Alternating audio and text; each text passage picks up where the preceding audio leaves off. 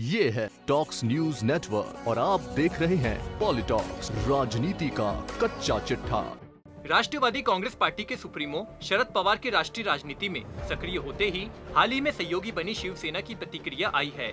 शरद पवार के दिल्ली स्थित आवास पर मंगलवार को हुई राष्ट्रमंच की बैठक को लेकर शिवसेना के मुखपत्र सामना में लेख छपा है। महाराष्ट्र में एनसीपी और कांग्रेस के साथ मिलकर शिवसेना सरकार चला रही है। सामना के लेख ने सियासी गलियारों में चर्चाओं को जोर दे दिया है। सामना ने शरद पवार को राय दी, सबसे पहले इस बात पर विमर्श होना चाहिए कि क्या विपक्ष को केवल एक मुद्दे पर साथ आना चाहिए जो मोदी और भाजपा का विरोध है।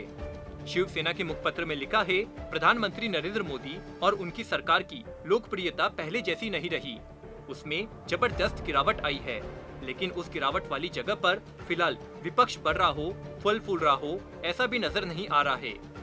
उन्हें पता है कि देश में स्थिति उनके हाथों से निकल गई है। लोगों में आक्रोश के बावजूद भाजपा और मोदी सरकार को आत्मविश्वास है कि उनके सामने कोई खतरा नहीं है, क्योंकि विपक्ष कमजोर और अलग थलग है। सामना के संपादकीय में लिखा है कि विपक्ष को एकजुट करने के शरद पवार के प्रयास में राहुल गांधी जैसे कांग्रेस के प्रमुख नेता को शामिल होना चाहिए, तभी विरोधी दल की एकत्रित शक्ति को वास्तविक बल हासिल हो सकेगा।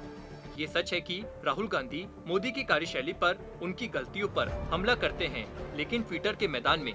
इसके अलावा सामना ने लिखा है कि पवार के घर राष्ट्रमंच का चाय पान हुआ, उसके माध्यम से विपक्ष निश्चित तौर पर कहां है। असल में शरद पवार ने विपक्ष को जो चाय पान कराया, वैसा समारोह दिल्ली में राहुल गांधी शुरू करे तो विपक्ष के चेहरे पर ताजगी का भाव दिखने लगेगा। शरद पवार सभी विपक्षी पार्टियों को साथ ला सकते हैं, लेकिन फिर सवाल नेतृत्व का उठता है। अगर हम कांग्रेस की अगुवाई की उम्मीद करते हैं तो पार्टी खुद बिना किसी राष्ट्रीय अध्यक्ष के चल रही है। संपादकीय में लिखा है कि बैठक से पहले यह राष्ट्रमंच जितना चर्चित हुआ, उतना उस बैठक से कुछ हासिल नहीं हुआ।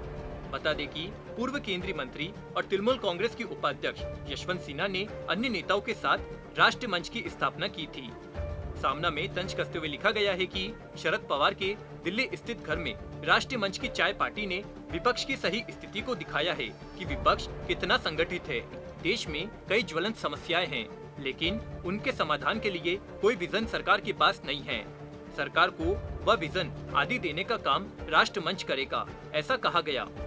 देश के सामने आज समस्याओं का पहाड़ है और मौजूदा सरकार की देन है, यह भी सच्चाई है, लेकिन वैकल्पिक नेतृत्व का विचार क्या है, ये कोई नहीं बता सकता।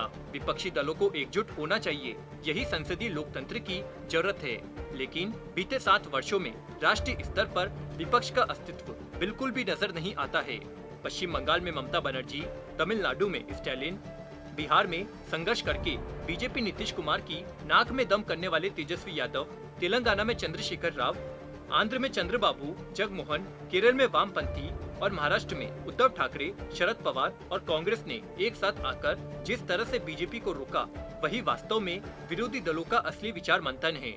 लेकिन मंगलवार के दिल्ली के मंथन में इनमें से एक भी पार्टी या नेता उपस्थित नहीं था।